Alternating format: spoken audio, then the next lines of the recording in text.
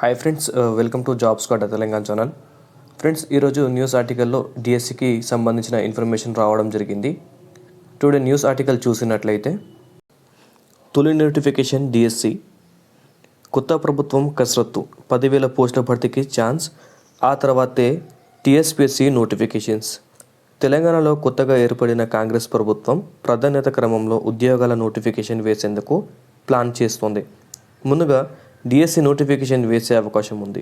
ఇప్పటికే నిరుద్యోగులు టీజీఎస్ అధినేత ప్రొఫెసర్ కోదండరాంను కలిసి ముందుగా డిఎస్సి నిర్వహించేలా సీఎం రేవంత్ రెడ్డికి విన్నవించాలని కోరారు. డిఎస్సి తర్వాతే మిగతా నోటిఫికేషన్లు.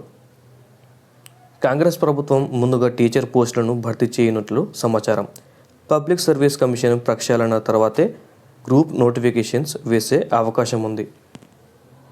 అడ్డంకిగా ప్రమోషన్లు.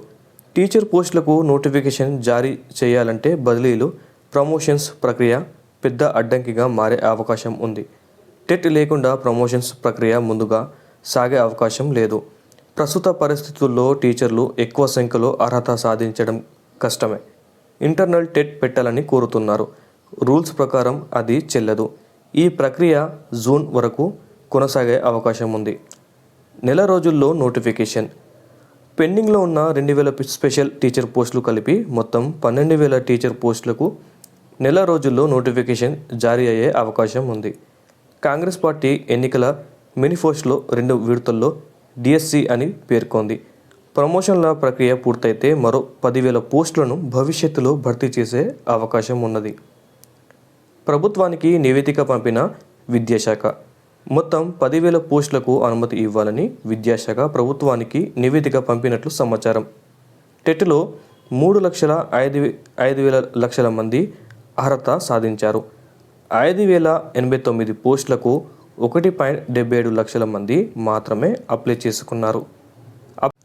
So friends, mega DSC notification నెల రోజుల్లో రానుంది. ముందుగా తెలంగాణ రాష్ట్రంలో డిఎస్సి తర్వాతే టీఎస్పీఎస్సీ గ్రూప్స్ ఉద్యోగాలకు సంబంధించిన నోటిఫికేషన్స్ రానున్నాయి.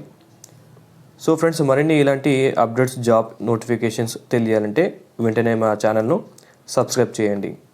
Thank you friends.